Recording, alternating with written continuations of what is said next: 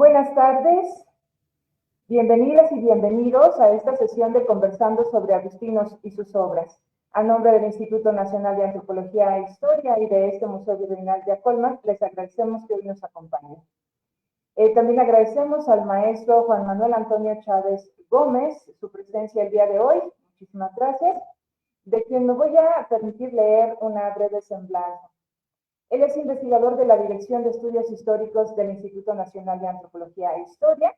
Sus líneas de investigación son dos en este momento: la visión del mundo entre los mayas, flora y fauna, su simbolismo y significaciones, las órdenes religiosas, franciscanos, dominicos y jesuitas en el área maya durante el virreinato.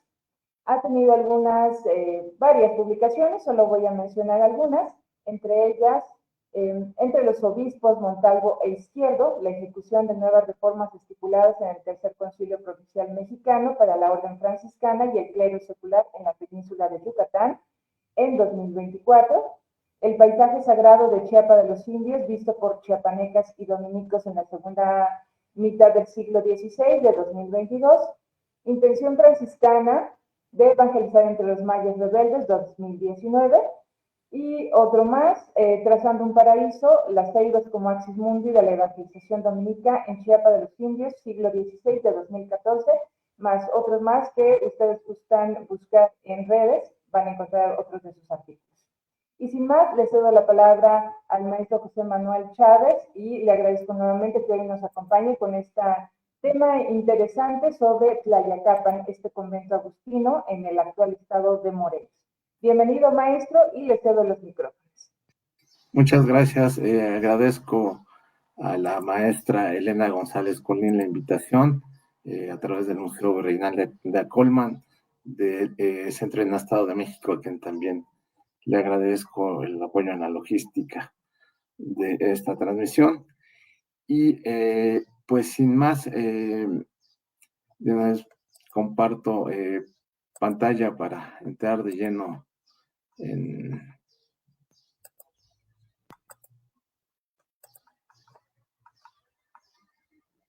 esta exposición. Espero que se vea. Es un tema que ya trabajamos hace tiempo. Fue parte del proyecto de la Dirección de Estudios Históricos y la Universidad de Extremadura de España, denominado la rehabilitación de edificios histórico-artísticos para fines culturales y museísticos en Extremadura y México, en el cual coordinó del lado mexicano el doctor Leonardo Icaza Lomelí y un servidor como parte del equipo de trabajo. Lo que expongo aquí es producto de un trabajo conjunto al aplicarse los conocimientos geométricos, arquitectónicos, etnohistóricos y arqueológicos, dando como resultado una propuesta metodológica. Ya se publicó el texto en un libro que recopila algunos trabajos al tema. Vamos a empezar con un tema importante que es el del agua en Tlayacapan. Conforme vayamos avanzando en la exposición se darán cuenta por qué es importante. Desde la época prehispánica hasta la actualidad, la región aledaña a Tlayacapan ha tenido escasez de agua.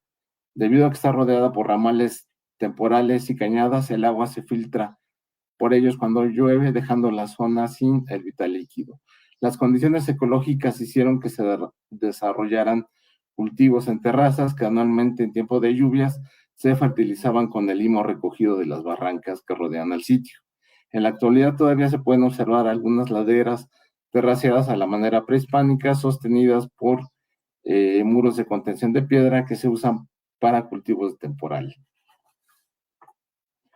El agua potable nunca fue abundante. Pequeños ojos de agua se encontraban en las faldas de los cerros. En la actualidad, al sureste del poblado había un pequeño manantial llamado Apilguaya, cuyas aguas llegaban hasta el centro del pueblo por una pantlocanal. En tiempos de secas, el agua se recolectaba en jagüeyes, que son bordos circulares de tierra con un muro semicircular de piedra para recoger el agua de lluvia que resbalaba de los cerros durante la temporada de lluvias. Y se ponían también en ollas grandes de barro debajo de las esquinas de los tejados para que por medio de una canaleta se captara y se vertiera en aljibes, ¿no? Esa es otra tecnología que ya se perdió.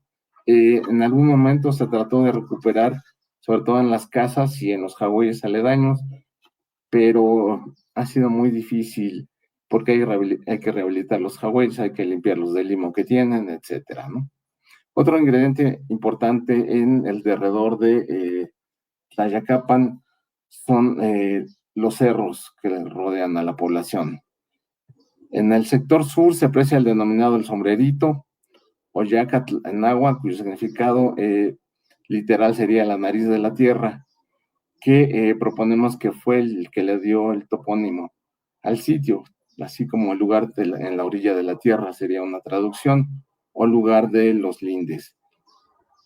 Este cerro obtuvo su denominación por estar dedicado a la deidad náhuatl Yacatecutli, el dios del comercio, que nos indica que desde tiempos prehispánicos Tlayacapan había sido un lugar importante para el intercambio comercial. Hacia el poniente se ubica el Cerro Tlatoani o Cerro del Gobernador, cuya vista abarca los valles vecinos y es un punto importante de referencia junto al Cerro El Sombrerito que mencionamos. También sobre la misma cordillera hacia el oeste se aprecia el Cerro Huitztlaltzin o Cerro de Espinas, nombrado así por su dedicación a Huitzilopochtli, dios mexica de la guerra.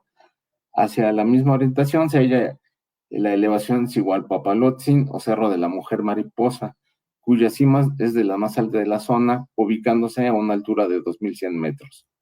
En dirección noreste se advierten los cerros de Tezontlala, de Coatlatzimpa y Tepozoco. Más al norte se erige la Mixtepec o Cerro de los Gatos, otra montaña de considerable altura, unos 1.636 metros sobre el nivel del mar. Y yendo hacia el noreste a unos 2 kilómetros del pueblo se percibe un cerro solitario cuyo nombre es Tonantzin o Nuestra Madrecita. El Tonantzin está circundado por la cadena montañosa a la cual pertenece el Teposteco. Además, a medio cuerpo hay una cueva en la cual existió un adoratorio prehispánico. Estas son las elevaciones más importantes. Los antecedentes prehispánicos de Tlayacapan vienen desde el 800 antes de Cristo, ocupado por asentamientos de filiación olmeca, después llegan los toltecas.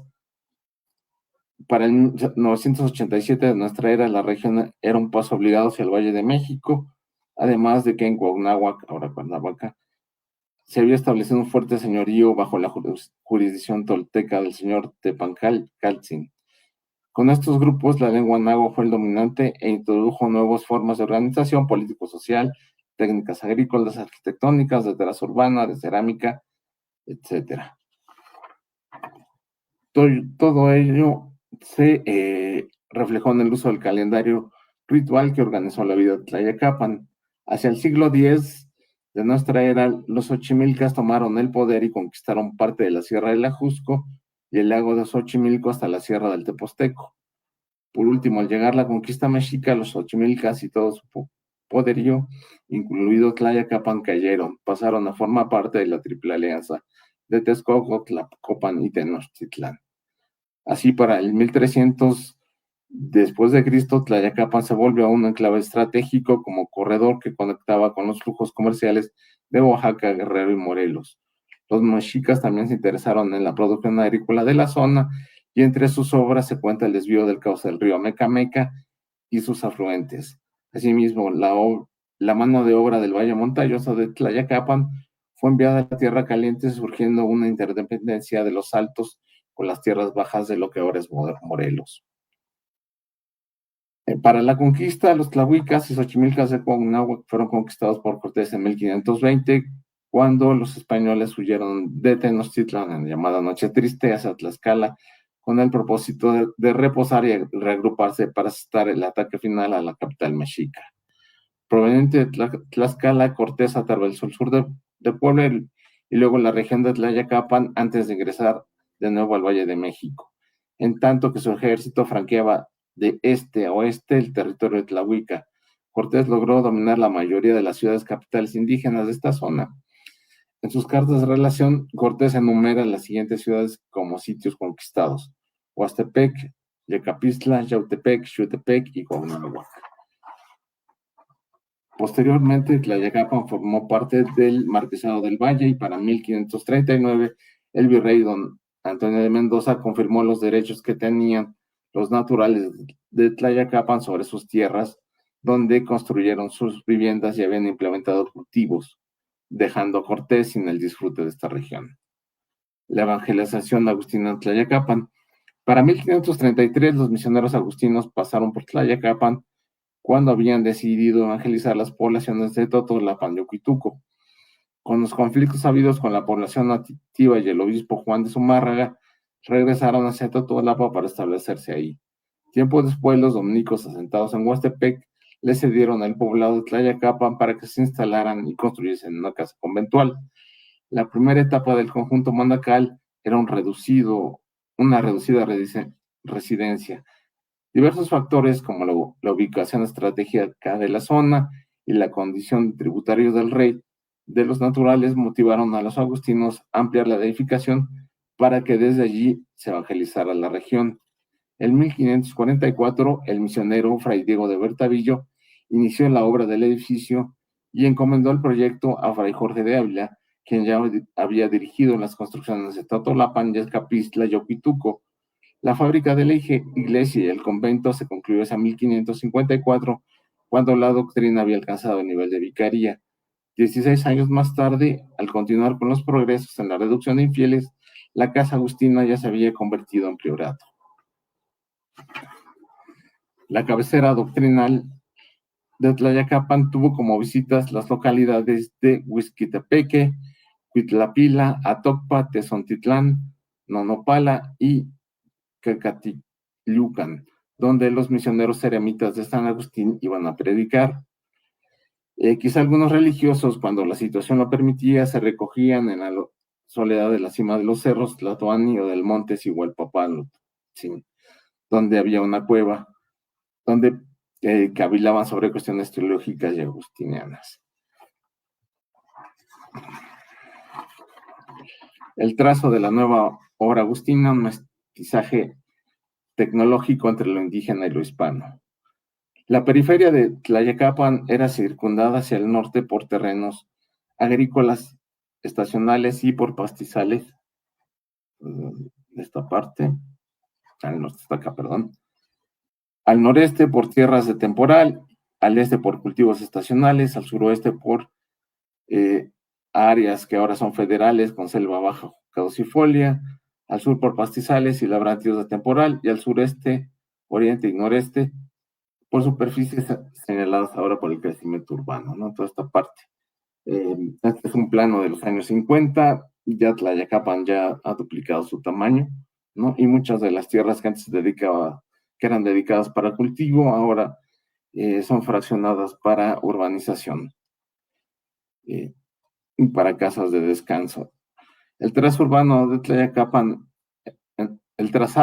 Tlayacapan converge con los 4 vértices que cierran con una capilla que proporciona su denominación a los 4 sectores, ¿no? Aquí está, vemos los 4 sectores en los que fracciona la población. Así tenemos las diversas capillas: al este Santiago, al oeste el Rosario, al norte Santa Ana y al sur la Exaltación. En el núcleo del pueblo se aprecia una gran plaza circunvalada por el atrio, el exconvento y la iglesia consagrada a San Juan Bautista. ¿Quién fue el arquitecto que proyectó el asentamiento colonial de Tlayacapan? Leemos en la obra de Claudio Fabier que el religioso Jorge de Ávila fue quien diseñó y edificó la iglesia de Tlayacapan. Nos narra de manera literaria cómo el fraile trazó el conjunto conventual basado en el monasterio utópico de San Gallén y los apuntes de San Agustín. El fraile debió transitar por la plaza central con los teocallis derruidos, donde visualizó la orientación en la intersección de los ejes. Del mismo modo, midió a pasos cada cuadra y utilizó la cuarta de la pulgada para observar, de la pulgada de la mano, la escala de cada ornamentación de los antiguos edificios de los nativos. Por último, les preguntó a los ancianos y sabios indios sobre los periodos del año y las corrientes de aire. En cada barrio debía encontrar los marcadores topográficos y el dios correspondiente. Asimismo, recorrió el paisaje circundante, donde trepó cerros y descendió por cañadas, ubicó manantiales, tributarios y jagüeyes. Así, el 8 de noviembre de 1534, con toda esta información recopilada, decidió enterrar la piedra fundacional en el sitio donde estaría el altar de la iglesia. Nos dice Favier que el fraile cortó una vara según la medida a su paso,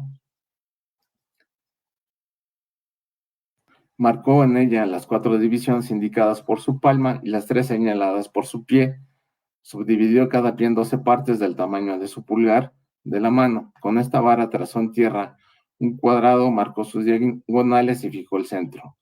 3 reglas más de 3, 4 y 5 pies dieron el tamaño del cartabón, que marcarían los ángulos rectos, las curvaturas de las bóvedas y las inclinaciones de techos y escaleras. Afiló en un extremo 2 reglas más del tamaño de 2 cuartas y las atornilló en el otro extremo de manera que armaran un compás. Es decir, usó 2 varas para poder ir trazando en tierra con estas medidas, que son medidas anatómicas del fraile, ¿no? Pero también son medidas geométricas. Así, el vértice ubicado en el oriente de la cimentación se colocó la primera piedra, enterrándose con las reliquias correspondientes. Quizá desde ese momento se escogió a San Juan Bautista como la advocación y patrono del lugar por estar vinculado al agua. Las medidas de la iglesia quedaron de la siguiente manera: 13 varas de ancho, 26 varas de alto y 52 varas de largo. En parte estamos de acuerdo con Fabio Orenday, sin embargo, cuando Ávila inició el trazo de la iglesia debió hacer en un horario que le permitiera usar una vara como gnomón o como reloj de sol, para que con la luz solar pudiera utilizar la sombra proyectada de la vara e iniciar la triangulación. Por ello, el horario más cercano debió ser a las 7 de la mañana, justo cuando el sol va saliendo por el oriente y la sombra de la vara se proyectaba, mientras que con una cuerda estableció su triángulo rectángulo dibujado en la tierra. Pero su punto central ya estaba establecido desde antes que lo hiciera el agustino, y solo usó el gnomón para establecer el punto BA del triángulo,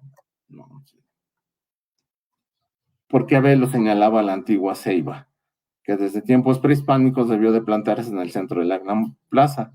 Así, con la sombra de la vara alineada a la ceiba, y con un cordel se inició la traza del conjunto conventual.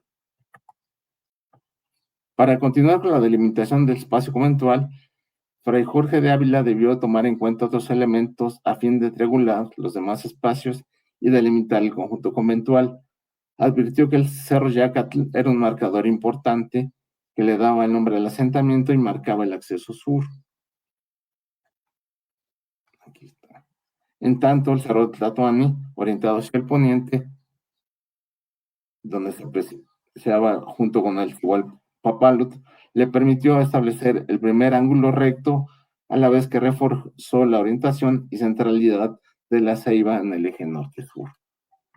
Aquí tenemos nuestro ángulo recto y este es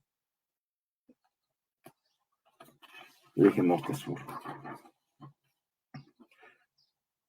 Hacia el norte quizá le sirvió de referencia a la elevación Tonantzin, por donde iba el camino que comunicaba con Xochimilco. Con la intersección de estas dos líneas imaginarias logró establecer su primera cuadrícula. Así, para triangular, tomó la ceiba y el cerro Yacatl. La ceiba está aquí. Puso su gnomón en línea recta del pochote para establecer el ángulo de donde iba a iniciar la proyección de la iglesia, que luego iba a intersectar con otra línea paralela orientada hacia el cerro Tlatoani, para continuar hasta lo que sería el ábside. Después, para ir rotando sus observaciones y formar pequeños cuadrantes, utilizó los ríos de temporal que cruzan la población, que se ven en estas partes. Acá hay otro. Aquí están marcados, se ven de mejor manera. Cada uno fue formando ángulos que integraron más triangulaciones y establecieron la traza poligonal de la población. Estos ríos sirvieron para establecer el cuadrante del conjunto conventual al formar dos triángulos, uno escaleno y el otro isósceles, con los ríos ubicados en el sector oriental, en la parte sur-sureste, otro hacia el este, y la sección nororiental una pequeña elevación hacia acá. Al intersectarse con el eje este-oeste formaron el triángulo rectángulo que permitía levantar el recinto sagrado de San Juan Bautista. Bueno, esta es la poligonal de la población, nuestra propuesta. En los ríos y los ríos que se fueron transformando con los cerros que no se ven aquí. Y esta es la poligonal del sitio agustino. Resulta obvio pensar que en cada ángulo recto de 45 o 60 grados, el religioso mandó poner una estaca que le sirviera de referencia. Así logró delimitar la polígona del convento en 8 puntos importantes, formando un octágono. Después movería sus marcas tomando como vértices los ríos que se van distribuyendo en cada uno de los cuadrantes.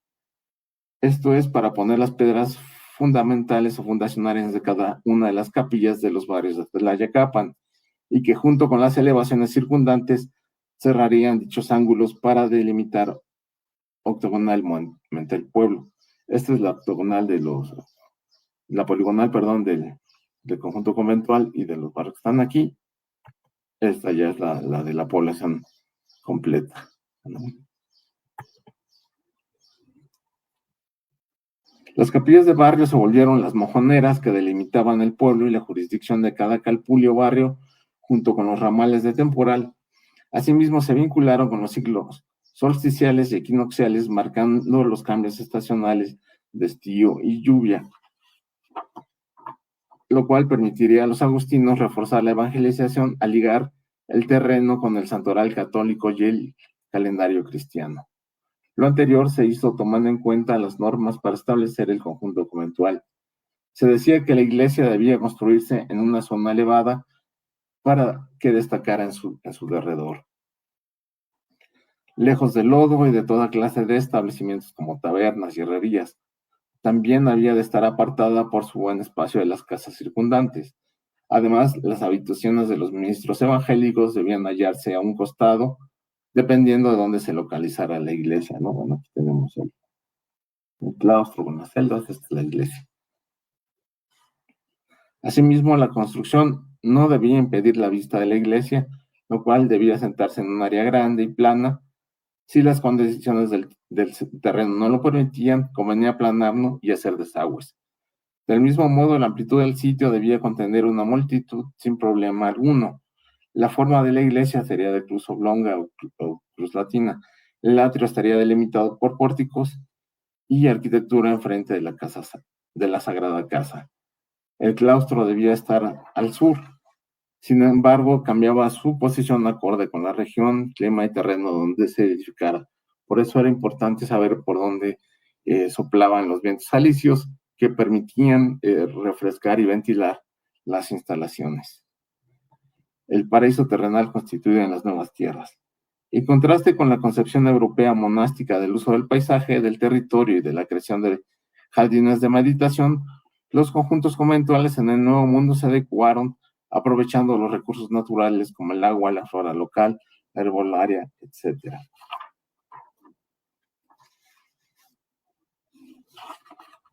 Asentando el convento en un punto alto que alcanzase la observación del paisaje alrededor, haciendo que se viera imponente y resaltara en el campo. Por ello, para domesticar, entre comillas, el nuevo paisaje, se demarcaron 3 espacios señalados en los conjuntos conventuales para proceder con la misión evangélica y de paso preservar las instalaciones. Estos fueron el atrio, el claustro y el huerto que estaba en esta parte. Así, a nivel simbólico, se ha identificado el atrio como la alegoría del palacio del paraíso terrenal. En la cruz atrial representa el árbol de la vida y de la ciencia. De esta forma, los ejes que fraccionaban el atrio en cuadrantes resultaban una metáfora de los 4 ramales del río que regaba el sagrado jardín donde vivían árboles frutales y demás cosas maravillosas creadas por Dios. De la misma manera, la cruz atrial era un emblema de Cristo y al ser la pieza central del atrio reproduce un árbol cósmico, es decir, la representación del universo, por lo que la cruz donde murió Cristo se transmuta en un axis mundi, en un elemento arbóreo milagroso del que los hombres pueden comer el fruto para obtener la vida eterna.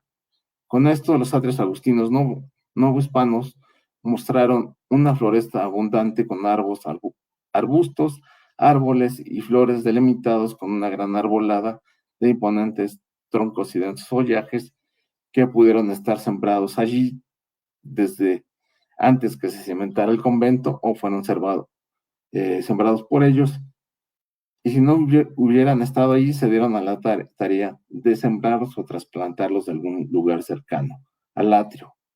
Entre los ejemplares arbóreos más usados se hallan el naranjo, emblema de la castidad, pureza y generosidad; el ciprés, que es una remembranza de la muerte, resurrección e inmortalidad, al conservar su verdor perenne; y el cedro, imagen de la templanza y preservación del alma incorrupta, al ser una madera muy fuerte y durable.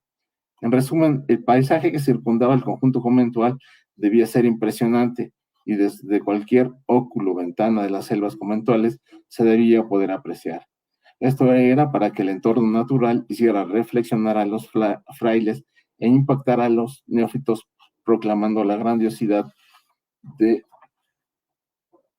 la naturaleza como una manifestación del dominio de la institución eclesiástica a través de las grandes obras divinas de Dios. En varios exconventos agustinos novohispanos podemos apreciar pinturas plasmadas en los muros de los claustros con temas eremíticos. En ellos se aprecia la vida solitaria y los menesteres de los frailes al concurrir a actividades comunitarias, es decir, las representaciones de los yermos, espacios no institucionalizados abiertos a la naturaleza, que se encuentran enmarcados por recintos cerrados e institucionales.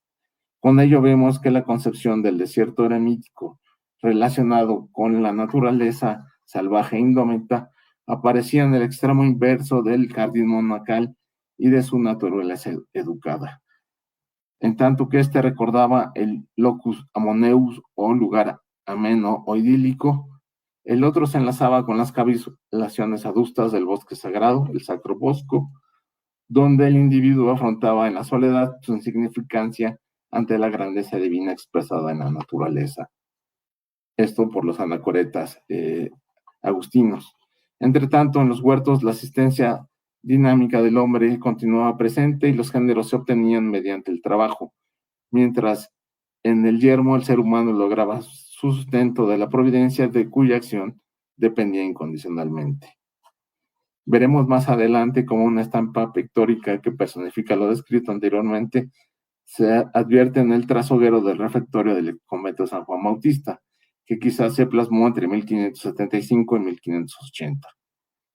En dicho sitio podemos apreciar que en ambos lados de un gran Cristo crucificado están pintados 2 imponentes ermitaños hincados con aureola y en actitud orante, entre un boscaje de ramajes tupidos. Asimismo, diversas aves suspendidas sobre sus copas y un conejo liebre no surgiera en la simbología propia de la disputa entre vicios y virtudes. A ver, voy a adelantar un poco para que sepan de lo que estoy hablando, porque si no, ¿qué es esta pintura? ¿No? Aquí están los dos anacoretas, todos los árboles, ven las frondas, troncos, ¿no?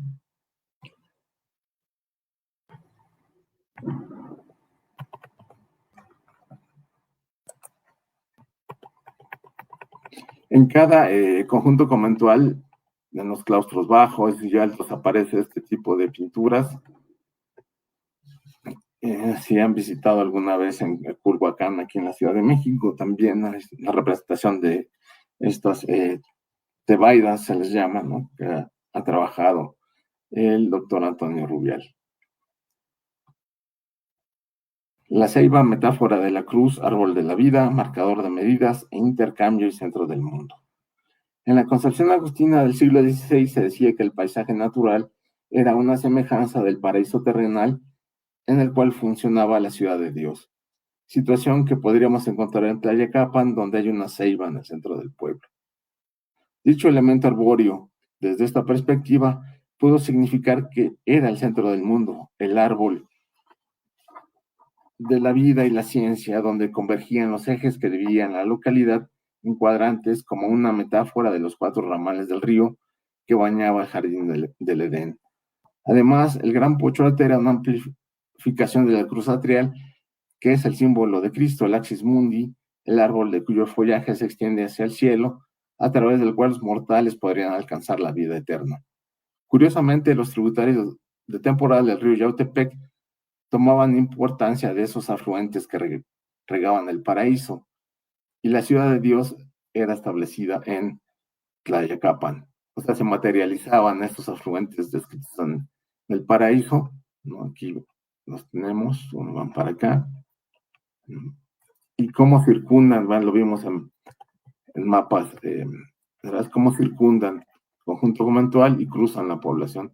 En estas secciones, acá también tenemos ramales, ¿no? Entonces se va configurando la utópica ciudad de Dios en Tlayacapan. En Mesoamérica, la ceiba era percibida también como el centro del mundo, donde sus raíces penetraban con dirección al inframundo.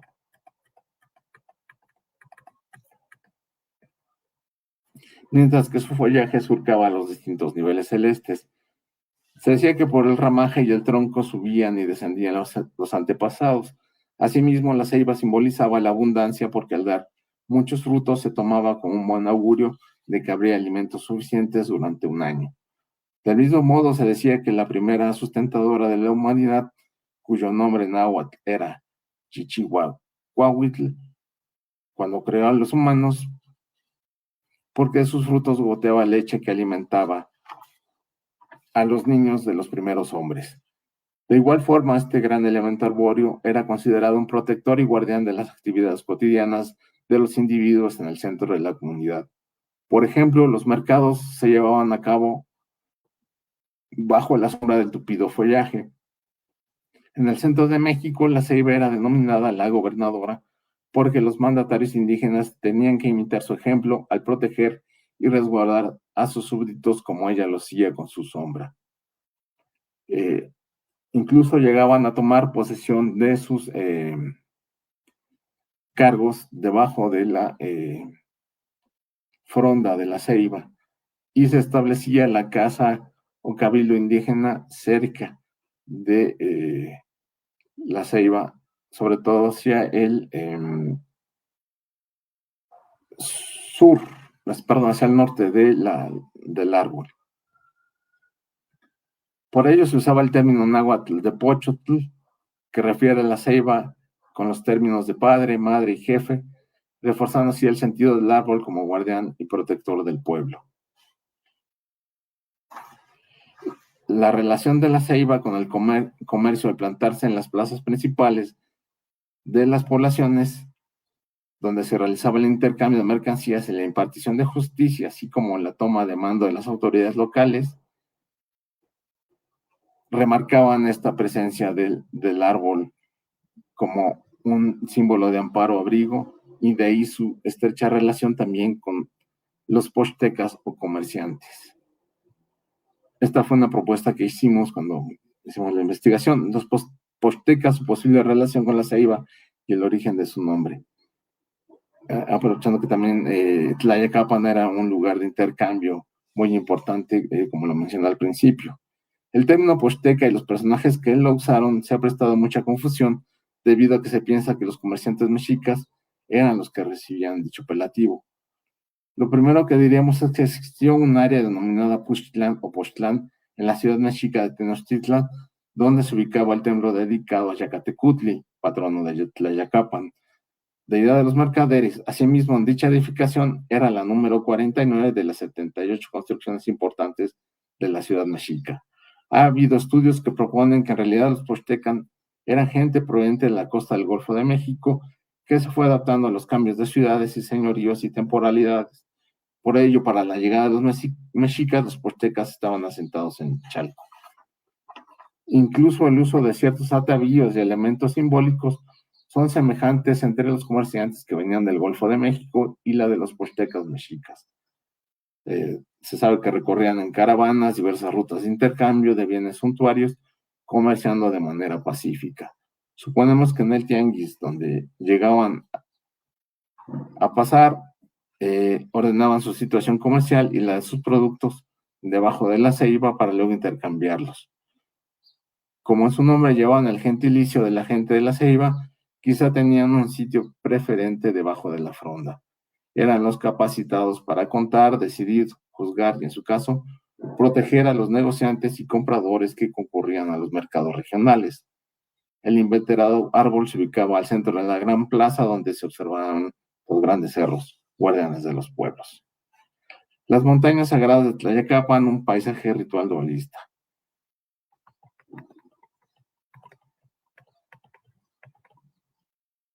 En ambas visiones del mundo, tanto la de los frailes agustinos como la de los nahuas, los cerros jugaban un papel importante con relación al ámbito natural y el paralelismo simbólico. La montaña en las religiones de tradición judeocristiana tiene tres significaciones simbólicas primordiales. Uno, la montaña efectúa la unión de la tierra y el cielo. Dos, la montaña santa se localiza en el centro del mundo, es una viva imagen del mundo. Tres, el templo está asimilado a esa montaña. Esto deviene de una cadena simbólica sagrada: Dios, montaña, ciudad, palacio, ciudadela, templo, centro del mundo, que va de la grandeza de Dios al lugar donde se le rinde culto de manera más llana. Para la cosmovisión mesoamericana era muy importante la observación metódica de los fenómenos meteóricos que auxiliaban en el ciclo agrícola y la manutención del orden social. Los cerros fueron parte de dicha relación del dios de la lluvia Tlaloc entre los mexicas, que se relacionaba con la tierra y los cerros. Para los antiguos habitantes del Valle de México, las montañas ostentaban una sacralidad que hacía de ellas deidades atmosféricas. Asimismo, eran consideradas como grandes receptáculos de agua o casas llenas de líquido vital. Se decía que las cuevas eran la entrada a estos lugares acuáticos donde se reunían los antepasados y se originaban las lluvias. Las grandes pirámides eran una recreación humana imbuida de un perfil sagrado relacionado con la montaña, que era un espacio teogónico pluvial. Dicha conceptualización se incluyó en el término Altépetl, que era una identidad política con un centro rector y una jurisdicción bien delimitada con poblaciones bajo su mando. Con este esquema podemos ver cómo las montañas circundantes a Tlayacapan tienen su propia personalidad y significación para los pobladores del lugar. Así que para esta geografía sagrada náhuatl y tiempo después agustina, los cerros más importantes fueron el Yacatl, o el sombrerito como se le conoce en la actualidad, y el de Tlatoani, los que junto con la ceiba del centro de Tlayacapan hacen un triángulo dividiendo la traza del pueblo en cuadrantes seccionados en dos triángulos equiláteros. Bueno, aquí está el cerro del sombrerito y bueno, este es así que está el del Tlatoani.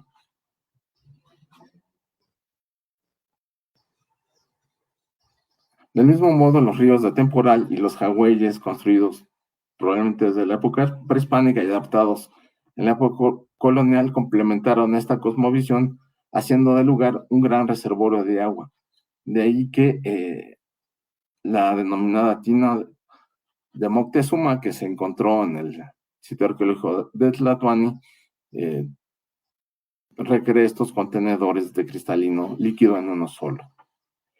En el cerro Tlatoani existe un pequeño sitio prehispánico que fue un adoratorio dedicado a Tlaloc y al culto al agua. El centro INA Morelos trabajó pues hace unos años recientemente este sitio, encontrando entierros, tepalcates, iconografía relacionada con Tlaloc, un trabajo bien interesante que realizaron ahí. En él se aprecia una piedra que estaba adosada al afloramiento natural de la roca, que se le denomina tina de Moctezuma. que es esta.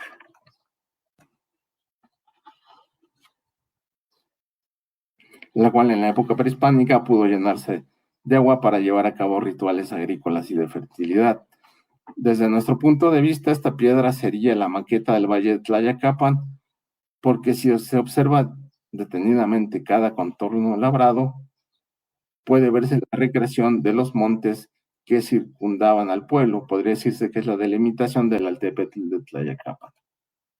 Vean cómo está trabajada, ¿no? Tenemos cada uno de los cerros. Este podría ser Tlatoani, ¿no?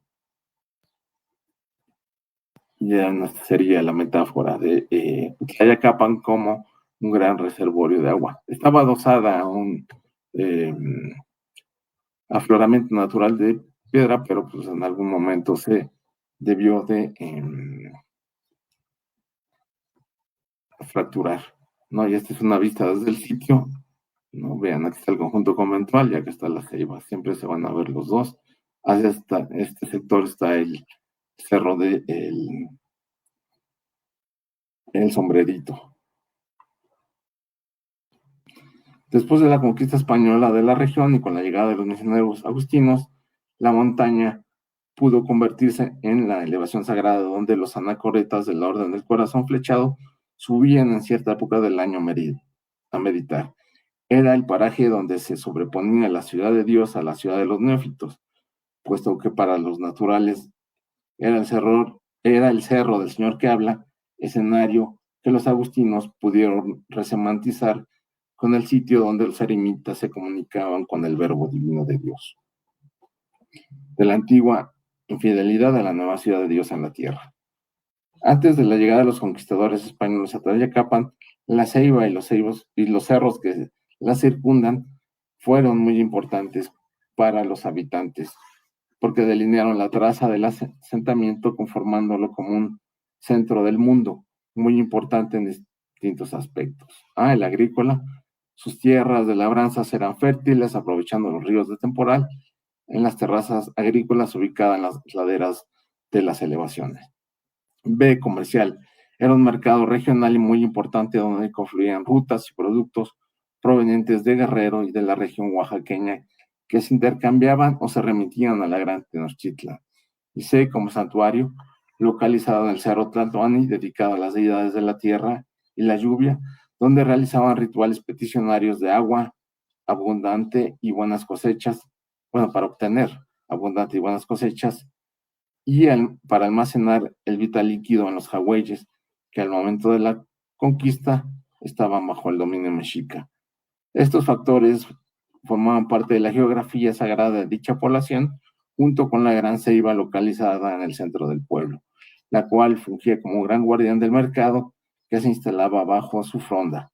Era la centinela de la población, testigo y emblema del entronizamiento del gobernante local y emisaria de los antepasados. Al llegar los colonizadores españoles y someter el territorio, trastocaron su orden antiguo, pero su geografía no cambió del todo. Con la venida de los misioneros agustinos, se reconfiguró el significado de los montes, ríos y el inveterado Pochote, adquiriendo una nueva representación y desplazando a los antiguos dioses, ahora herejes, por el santoral católico.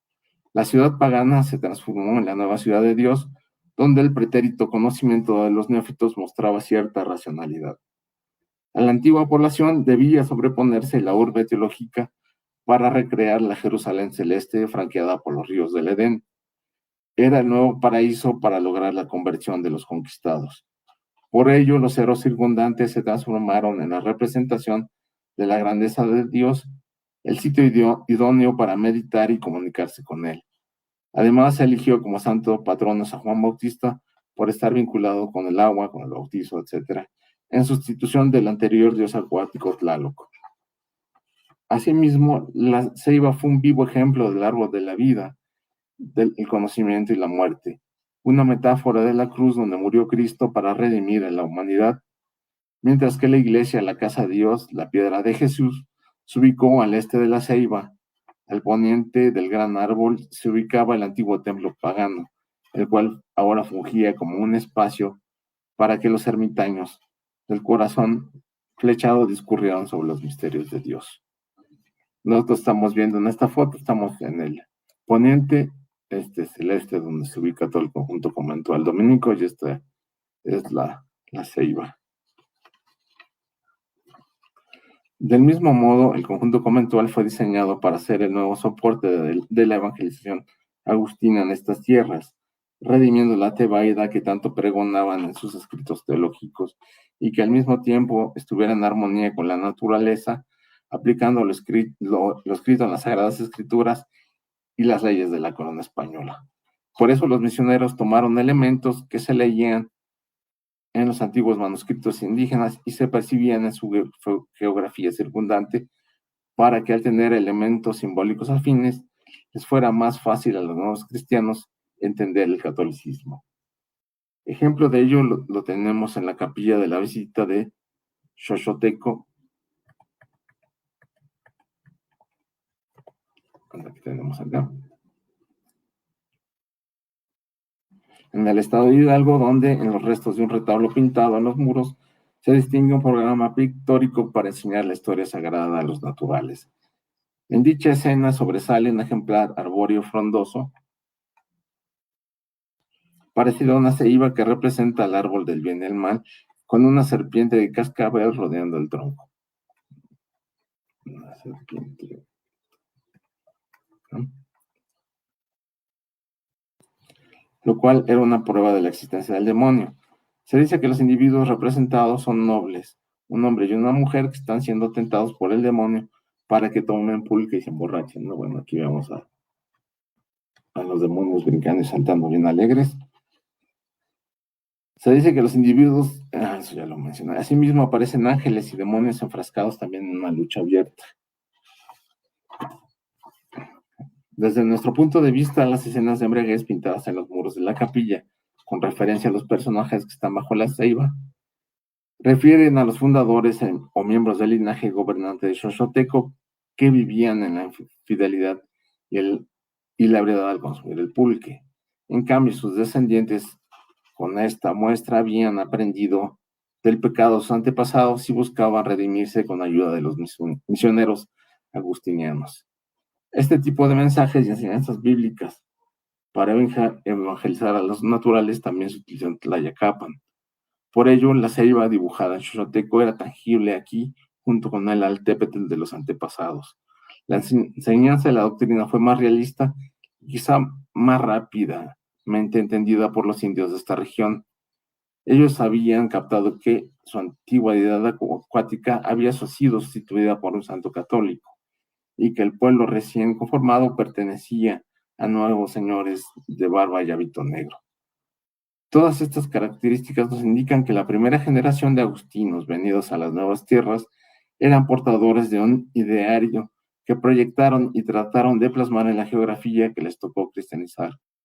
Estos frailes perseguían recrear la ciudad de Dios y la Jerusalén celeste empleando elementos autóctonos de los naturales para que pudieran estos entender y asimilar la nueva religión. Al final parece que no lo lograron del todo, pero sí dejaron constituida su propuesta utópica de evangelización en las trazas urbanas de los pueblos y de los conjuntos conventuales. Evidencias históricas que debemos estudiar e identificar. También debemos ver los ejemplares arbóreos que son muy antiguos, como parte fundamental e integral del patrimonio natural e histórico de un pueblo, región o país, y por todos los medios evitar su extinción. Solo les voy a pasar las imágenes para que vean, bueno, la triangulación del conjunto conventual que hicimos en tierra, bueno, después la plasmamos en Google Earth. Igual esto es otra movida, vean, corresponde a lo que hablábamos de los triángulos isósceles del equilátero, ¿no? Y siempre la ceiba en el punto central, esto usando el teorema de Pitágoras, ¿no? Todo se va desarrollando por triangulaciones, ¿no? Y empieza desde una pequeña que se hizo aquí con dijimos de Jorge Ávila y después se fue ampliando, usando simplemente mecate, bueno, que era lo que conocían los indígenas, una vara, probablemente de unos 60 de medición, y se iban estableciendo estos puntos fuga, siguiendo el eje principal, ¿no? Pero bueno, aquí lo vemos, pero eso se hacía porque de lejos se pueden observar los cerros, son puntos topográficos que no se mueven y se puede hacer la traza con la cuerda y una plomada que, bueno, también usaron desde los tiempos prehispánicos los indígenas, una piedra o un elemento de barro bien hecho, ¿no?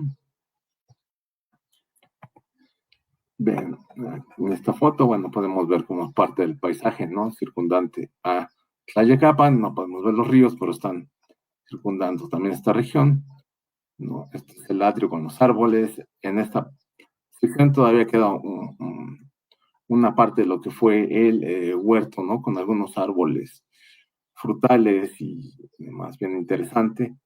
Aquí está el claustro. En esta sección está el refectorio y la cocina que se encuentra atrás del ábside, ¿no? Y en esta otra que no se puede ver también están los aljibes que recibían el agua captada por lluvia, ¿no? Es una foto bien interesante, vean, ¿no? Cerro Tlatuani. Ven cómo este perfil que tenemos aquí, bueno, la foto está en cierta parte amañada para que la punta de la espadaña converja acá, pero de todas maneras sí hay una concordancia con estos. Se asemeja mucho a lo que tenemos en la que denominamos moqueta en latina de Moctezuma, ¿no? A ver, se los paso. Sería esta sección.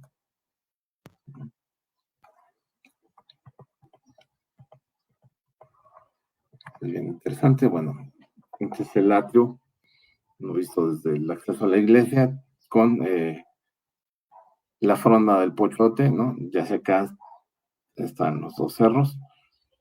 Desafortunadamente, el Pochote de Tlayacapan tuvo una plaga de abejorro, aparte que no se, así como estaba en esta parte rodeado de una macetera de piedra, no le permitía respirar a las raíces, se estaba pudriendo, y por lo que hace unos años vi que lo podaron de toda esta fronda, bueno, ya no quedó mucho, pero afortunadamente se hizo el rescate de toda esta área, se quitó esta macetera y se dejó ya un paso peatonal en este acceso, absolutamente la presidencia municipal de Tlayacapan, por fin, después de tantos años que estuvimos eh, pre- eh, tratando de que las autoridades lo hicieran, eh, quitaron esto y le permitieron que absorbiera el agua de lluvia, ¿no? Pero bueno, vean cómo seguimos esto en el centro. Lo que decíamos del gnomón o la vara, se debe proyectarse aquí en línea recta. El cerro del sombrerito está en esta dirección, ¿no? Y hacia acá, que antes de que estuviera el conjunto conventual, tenemos una elevación y un río, un ramal del río Yautepec, que entonces permite haciendo el traslado de estas líneas imaginarias, ¿no? Todo con mecate y una plomada. Y ya después un cartabón o como una escuadra hecha con madera que podía hacer, ¿no? Aquí otra toma, ven cómo esto no permitía que respiraran las raíces y esto viendo hacia los cerros, ¿no? Y siempre en punto central, el Pochote de Tlayacapan. Bueno, misma foto, pero un poco más amplia. ¿Cómo sabemos que una ceiba de 500 años? Bueno, porque ya también cuando fuimos a exponer este trabajo en la población de Tlayacapan, eh, nuestro colega, que también ya falleció, el arquitecto Juan Antonio Siller, que estaba adscrito al Centro INA Morelos, trabajó mucho tiempo con la comunidad de Tlayacapan, hizo ciclos de conferencias, llevamos a exponer este tema de investigación. Les gustó, obviamente, a los, ¿cómo se llama?, guías de turistas, a la población, tratando de rescatar todo eh, parte de su patrimonio histórico, ¿no? Y tratando de rescatar la ceiba. Entonces iba un biólogo de la Universidad Autónoma del Estado de Morelos que identificó que la ceiba era proveniente del estado, por sus semillas probablemente fueron llevadas desde el estado de Guerrero, por el tipo de ejemplar que es, ¿no? Bueno, este es el cerro de el sombrerito de Yacatl, o la Ventilla también, ¿no? Todo gira en torno a la Ceiba.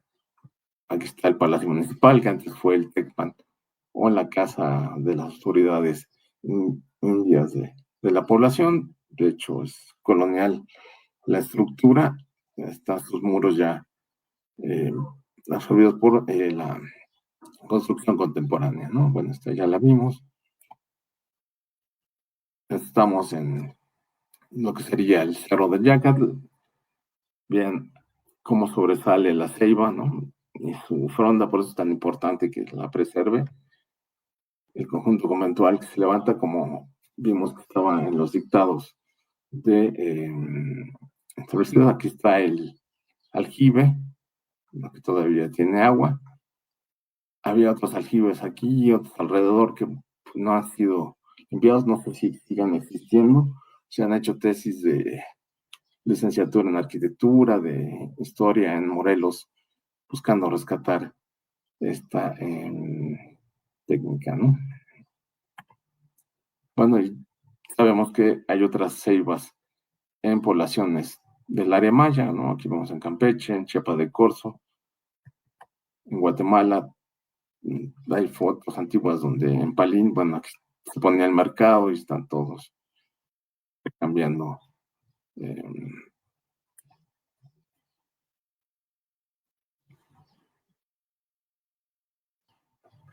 ¿No? Y bueno, lo que mencionaba, ¿no? Entonces, los árboles, aquí no se iba como un árbol de origen de los linajes, ¿no? Es bien interesante.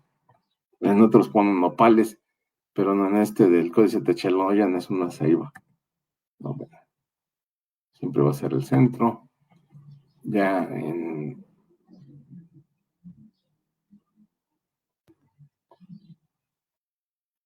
vean como aquí está el árbol de la vida, el conocimiento de la resurrección, ¿no? En este caso, que esta persona resucitó, él está cerca del árbol de, de la vida, ¿no? Otra representación del árbol de la vida, donde se puede vivir de los gozos de la misma, ¿no? Pero como la muerte lo puede quitar todo. Bueno, en las tentaciones, el demonio, Jesús, quien va a tocar la campana para avisar que ya se acabó el ciclo, pero la muerte y el renacimiento a través de Jesús también, ¿no? En estas representaciones contemporáneas en grabados, ¿no? De los jardines del paraíso, una representación de Jesús como árbol de la vida y las eh, diversas actitudes basadas en una leyenda medieval, que no entraré ahorita en detalle, y bueno, la representación de la Tebaida en el refectorio de Tlayacapan, ya se las mostré y qué significa, ¿no? Con los dos anacoretas, este no se distingue muy bien, por ahí la aparición de una liebre, y bueno, nosotros pensamos que estas representaciones naturalistas no son tan idealistas, valga, sino que en realidad es como una copia de la naturaleza circundante en ese momento. Si ustedes han visitado Culhuacán, como ya lo mencioné, eh, también es curioso ver cómo hay un lago, hay cierto tipo de vegetación, como huejotes, garzas, y hasta aparecen felinos como celotes. Entonces lo que están recreando es su Tebaida, pero es con base en esta sección del lago de Texcoco, en Culhuacán, que además el convento se estableció a orillas del lago, ¿no? Y bueno, tuvieran un molino de papel, etcétera, que es bien interesante. Estas recreaciones que no son tan idealistas, ¿no? Y así pues concluyo esta plática que traté de hacerla amena y lo más rápido posible. Gracias. Al contrario, maestro, muchísimas gracias. Es muy interesante, la verdad que me parece muy complejo la forma en que nos describe que Fray Jorge de Ávila hace la traza del convento. Muy interesante lo que nos presentó. Voy a comenzar a leer comentarios, saludos que nos han dejado en el chat y algunas dudas. Tenemos saludos de Texcoco, de parte de Margarita Beatriz, Fernando Olivos desde Ciudad Universitaria, de Margarita del Olmo, de Pachuca Hidalgo, de Javier Madrigal, Alan Gutiérrez desde Paso Yucán Hidalgo, Jesús Estrada desde el Convento del Carmen de Puebla, de Acolman y sus pueblos originarios, también de este lado, de Cuanalán, Ramón Ortiz, Luis Ortiz de Pachuca, Pilar Hernández de Naucalpan, Estado de México, y tenemos una duda de Edgar Campos. Él pregunta, bueno, dice, tengo una duda porque hay mucha confusión respecto a la jurisdicción del pueblo durante la época virreinal. Algunos investigadores, no recuerdan sus nombres, pero en el libro Historia de Morelos, tomo 2, mencionan que Tlayacapan no perteneció al marquesado, sino a la jurisdicción de Jico, Tlalmanalco y Chalco, y así fue hasta la creación del Estado de Morelos. Si usted, maestro, sabrá dónde puede consultar información acerca de este tema. Pues un poco, bueno, yo no trabajo poco mexicas, pero en Morelos se publicó una historia del estado donde viene dividida por diversos periodos. Se llama Historia de Morelos, son 3 volúmenes, creo, y en el primero se menciona toda la parte prehispánica de las diferentes poblaciones, y en ellas está Tlayacapan, y se mencionan estos antecedentes que cité antes, ya que y cambios en los señoríos indígenas que dominaron Tlayacapan, están los tlahuicas, que mencioné así muy rápido, como los principales en ese momento, y después la conquista de los Xochimilcas y luego Tenochtitlan, ¿no? Pero Tlayacapan en un principio, antes de que llegaran los Xochimilcas, estaba más adscrito a lo que fue Cuauhnáhuac, ¿no? Entonces no creo que haya pertenecido a Chalco. Tal vez con la llegada de los Xochimilcas, porque además ellos tenían vínculos hacia esta región, se haya ampliado ya para del siglo XIV, para el 1300 probablemente, se haya dado esta relación. Y bueno, ya con los mexicas, pues obviamente se consolida ya la relación por toda esta parte, por el agua dulce también de esta sección del lago, ¿no? Que a nosotros nos tocó el agua dulce en Xochimilco, que hacia el otro lado, ya hacia lo que era el Estado de México, el agua era la salobre, curiosamente, ¿no? Por eso se establece el albarradón, etcétera, pero lo interesante es que se llegaba a Chalco no cruzando la laguna, sino por tierra o navegando por toda la orilla de lo que fue el lago Dulce, hacia Mixquic y después Chalco, ¿no? Pero tal vez en estos 3 volúmenes de historia del estado de Morelos vengan las referencias, si no, en el artículo que publicamos sobre este tema, puede ser publicidad, pero se llama el libro Arquitectura Tarasuyagua, aportes del doctor Leonardo y Casa en Memoria, publicado por el INA. Ahí en la bibliografía también vienen estos referencias. Soy muy olvidadizo para los nombres de los libros, entonces mejor los remito directo ahí para que lo lean y tengan la cita completa, ¿no? Perfecto, muchas gracias, y Edgar, pues bueno, a buscar estos libros entonces. Pregunta Colman y sus pueblos originarios, y sabe si cuántas ceibas todavía pueden existir en Tlayacapan. Pero no escuché muy bien. ¿Cuántas ceibas hay en Tlayacapan? No sé si tenga el dato o solo tenemos la ceiba principal que le sirvió para la traza del convento. Solo hay una, que es que sirve, es el centro y sirvió de punto central, que es bien interesante, ¿no? Estuvimos rastreando en que otros lugares de Morelos también hubo o hay ceibas, y sí, en varias poblaciones hubo otras, desafortunadamente ya las cortaron. Uno de ellos fue Atlatlaucan, por ejemplo, en Totolapan también había una ceiba, y así en varias poblaciones, algunas no solo eran dominicas, otras son franciscanas, entonces, eh, por eso proponíamos aquí que en realidad esta cosmovisión era compartida no solo con agustinos, sino también con franciscanos y dominicos. Eh, pero sí, solo era una ceiba en esta zona. En el área maya hemos encontrado que ha habido 3 en algunas poblaciones, en otras, como en Chiapas de Corzo, que se conserva todavía la mayoría de sus ceibas antiguas, tiene 6 ceibas que rodean la antigua traza de la población, ¿no? En Guatemala también hemos encontrado otras poblaciones como la de Palín, por ejemplo, que todavía conserva 2 de sus 3 ceibas que tuvo, ¿no? Que también sirven para delimitar la población, etcétera. O sea, esta propuesta metodológica que habíamos hecho para Tlayacapan la estuvimos aplicando a otras poblaciones y resulta que sí pudimos corroborar el planteamiento de Tlayacapan, ¿no? De que la ceiba fue un punto importante para la traza de las poblaciones, del conjunto conventual, de la casa de las autoridades civiles, de la traza de los cuarteles de la población, etcétera, ¿no? Muy importante su concepción de la ceiba dentro de su ideología.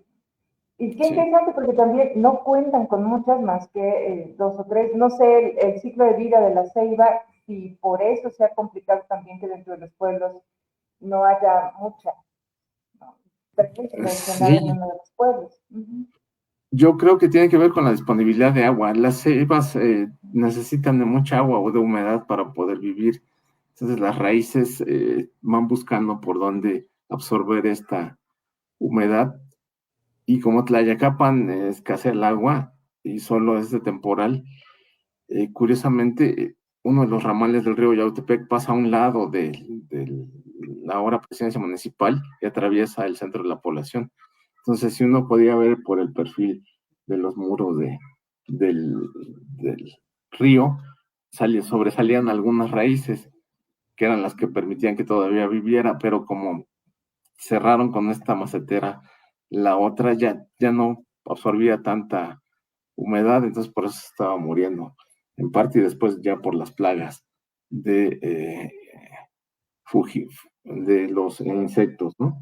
Uh-huh. Por eso es que en algunas poblaciones debió solo haber un lugar donde pudieran proveerse de agua. En Chiapa de Corzo llueve al menos casi más de medio año, entonces tienen humedad y agua disponible y sin que se puedan morir.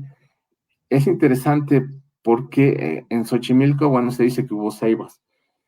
Hay una ceiba joven, no tiene más de 50 años, que está cerca del centro de Xochimilco, pero ahí está creciendo.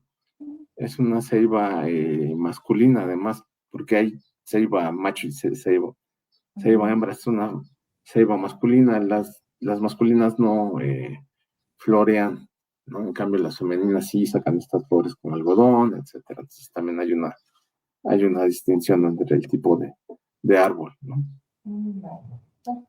Es interesante eso. Ah, Nos además, dice, sí, digamos, sí, adelante. es que es un árbol muy longevo, ¿no? Puede llegar a vivir, yo creo que hasta más de un milenio, así como los baobab, que están emparentados, ¿no? Pero sí son árboles muy longevos. Desafortunadamente, los más viejos se han ido cortando. Entonces, los que tenemos son árboles relativamente jóvenes, de 500 años, poco más de 500 años, que quizás con las conquistas indígenas que llegaron a estos asentamientos, los plantaron, ¿no? O había uno más y llegó y simplemente lo dejaron, etcétera. Los de Chiapa de Corzo son de los ejemplares más antiguos, tienen más de 500 años, ¿no? ¿Y calcula o algo de esta selva de Tlayacapan que respecta? Perdón, no. Lo de la ceiba de Tlayacapan, ¿tendrá idea de más o Ujú. menos qué edad tenga? Pues al menos tiene 500 años esa ceiba, ¿no? O sea, sí está desde la época prehispánica y desde la llegada de los españoles estaba ya, ¿no? Por toda la distribución, por el tipo de construcciones prehispánicas que había ahí, lo del Tecpan, el Teocalli debe estar abajo del conjunto conventual de Tlayacapan, ¿no? Y por la relación que tienen, sobre todo con el cerro de Tlatoani, que está en línea recta, por eso pues una de las fotos y señalé, ¿no? Entonces es una metáfora también, los mexicas estaban asentados en el cerro de Tlatoani y decían que ellos estaban en Atlalocan, mientras que permitían comunicarse con la ceiba de manera metafórica, bajando por el cerro hasta allá, hasta el centro de la población, que era la tierra, y el inframundo estaba hacia el poniente, ¿no? Y era la población con estas divisiones tripartitas que hacían los mexicas, que les gustaba mucho hacer, ¿no? Luis Gamboa dice, el convento alberga un museo de arte sacro y una peculiar colección de momias de niños encontradas bajo el altar. Si puede o tiene datos sobre eso, si se les puede comentar. Pues bueno, sé que las momias las encontraron en una de las renovaciones, bueno, restauraciones del convento, pero son antiguas. Antes la gente, sobre todo la gente que era de clase acomodada, podía enterrar a sus difuntos al interior de la iglesia. Entonces estos niños que parece que murieron en alguna epidemia o algo así, fueron enterrados ahí. Y bueno, ya cuando se trató de restaurar la iglesia y demás, se encontraron estos restos y pues se pusieron en exhibición en el ahora museo de Tlayacapan, ¿no? Sí. Muy bien. Isaac Castañeda me pregunta si existe algún mapa o plano de la época en donde se plasman las medidas. En No, esta trama, no. No. no, todo eso lo tuvimos que sacar por inferencias, Uh-huh. ¿no? Por eso mencioné viendo el paisaje, con una cuestión hipotética del uso del mecate, ¿no? Uh-huh. Pero no, o sea, las medidas que da, eso sí, no sé de dónde las sacó Claudio Fabio Orendain, él es el que da las medidas, supuestamente las encontró en un documento que ya desafortunadamente no existe, que se encontraba en el archivo parroquial de Tlayacapan. Si fue así, él logró hacer el rescate de esta información, que después publicó en su libro, ay, se me fue el título, pero bueno, Claudio Fabio Orendain, Ruinas de Utopía, creo que se llama el libro que está publicado por el Fondo de Cultura Económica. Hay que buscar libros, ruinas y utopía. Y continuando con las preguntas, Luis Ortiz dice, estimado maestro José Manuel, muchas felicidades, una excelente ponencia. Quiero preguntarle si desde su experiencia se han identificado patrones temáticos comunes en las representaciones bíblicas tempranas dentro de los conventos agustinos. Sí, bueno, lo llegué a mencionar, no solo de los agustinos, sino de los franciscanos y dominicos, pero con los agustinos sí, siempre esta relación de la ciudad de Dios y la búsqueda de la Jerusalén celeste van a ser aspectos que van a tratar de estar plasmando tanto en la pintura mural como recreando en la naturaleza que tenían, buscando un árbol de la vida y de la muerte, los ríos del paraíso, de la Jerusalén celeste, también vínculos con la Virgen María. Entonces, la montaña de Dios, donde bueno, algunos debieron de ir a meditar, estas siempre van a ser las constantes.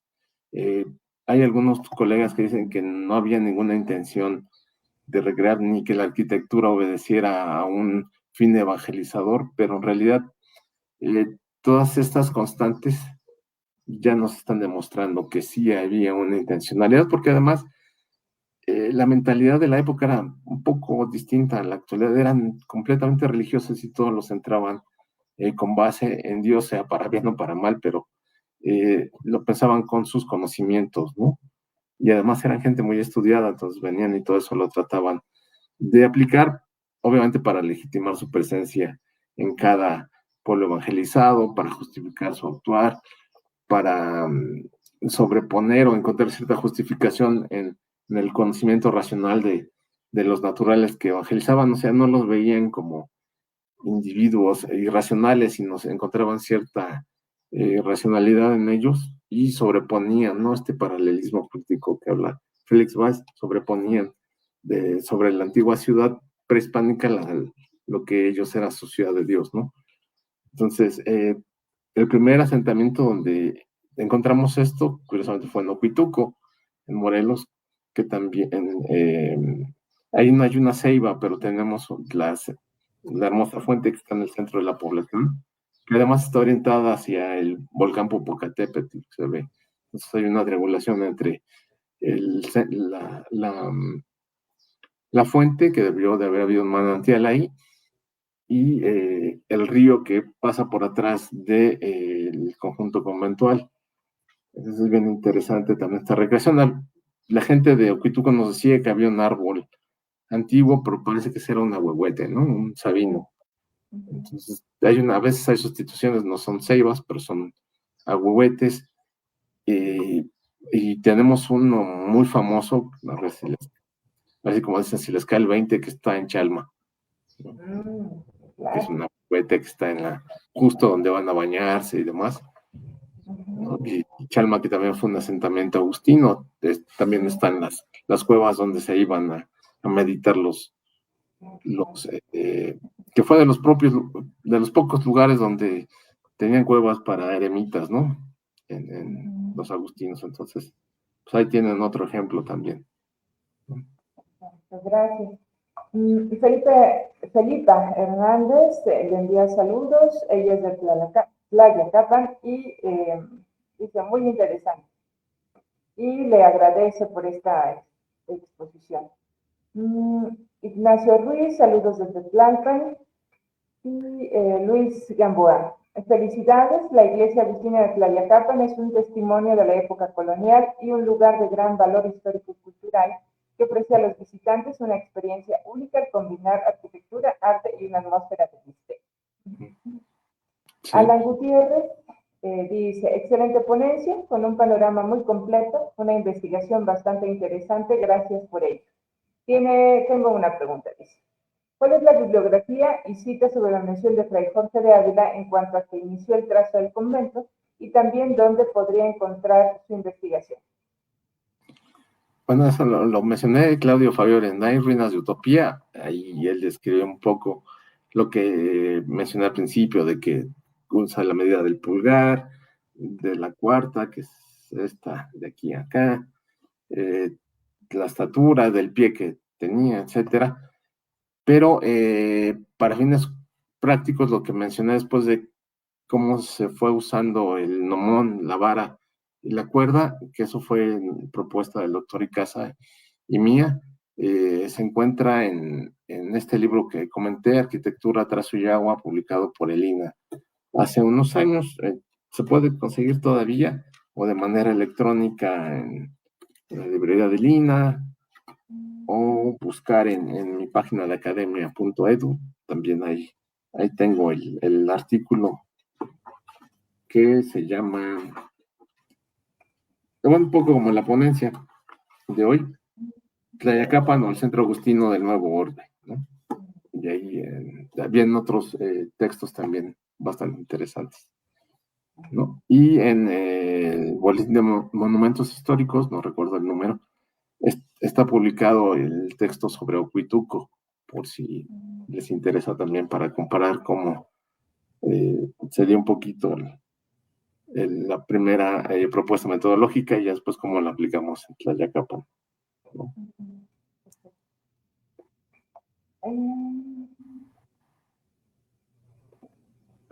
Comentario de Ramón Ortiz que dice que en Chiapa de Corzo, en la secundaria de Acala, también tiene su ceiba. Actualmente sí. Sus pueblos originarios, dice gracias y felicidades, ojalá y se rescaten y se sigan conservando las ceibas. Sería interesante que los expertos realizaran el estudio y nos indicaran con cuántos años cuenta la ceiba.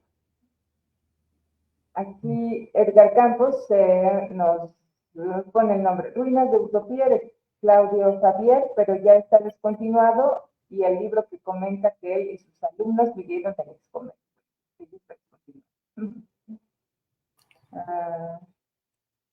Ramón Ortiz pregunta si hay algún códice en donde aparezca Tlayacapan. Sí, hay varios,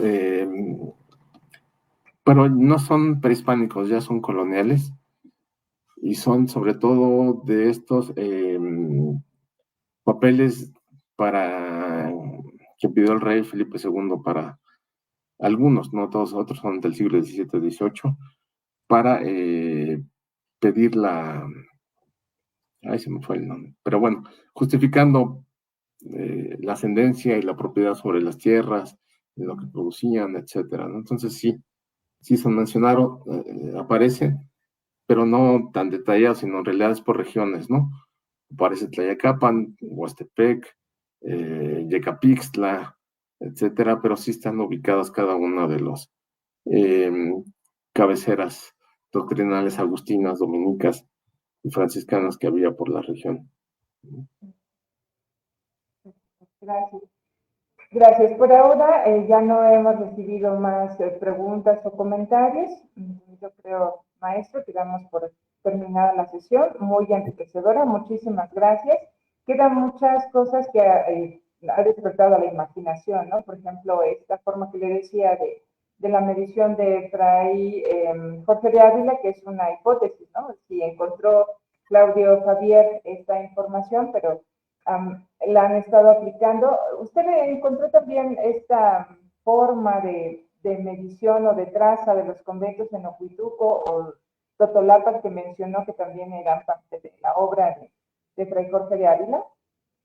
No solo lo cita Fabio Arendain en su libro, entonces retomamos el dato y nosotros lo aplicamos. Lo que aplicamos fue algunas mediciones con cinta y plomada en las poblaciones, ¿no? Desde el punto que mencioné hasta la entrada de la iglesia, ¿no?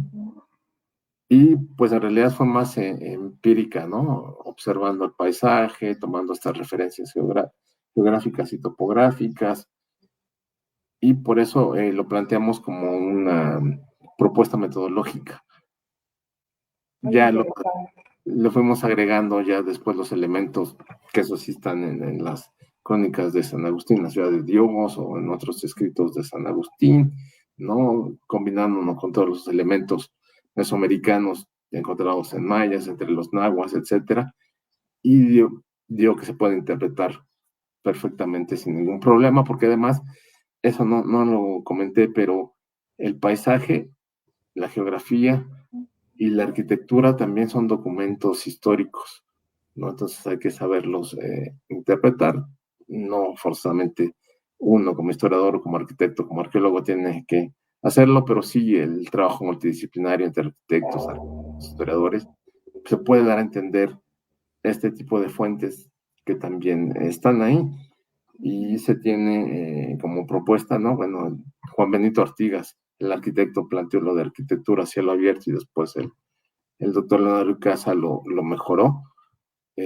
planteando el paisaje y la arquitectura como parte integral y armónica, ¿no? En todo este contexto, como un documento que se tiene que interpretar, ¿no?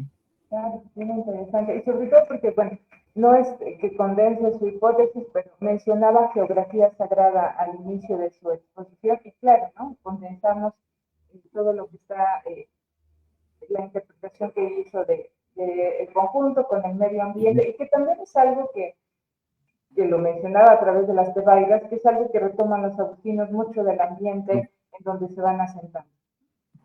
Sí. Luis Ortiz solo ya nos saluda, saludos cordiales, y le agradece por esta ponencia, y obviamente nos unimos a este agradecimiento porque ha sido muy interesante, maestro Chávez, y agradecemos muchísimo por compartir esta investigación, y también a quienes nos siguen les agradecemos que hoy nos hayan acompañado. Los esperamos el próximo mes de junio, también el último miércoles del mes. Sin más, pues nos despedimos entonces y nuevamente les agradecemos a nombre de este Museo Biblioteca Colman, del mío propio y del Instituto Nacional de Antropología e Historia, que hoy nos hayan acompañado en esta sesión de Conversando sobre Agustinos y sus obras. Muchísimas gracias.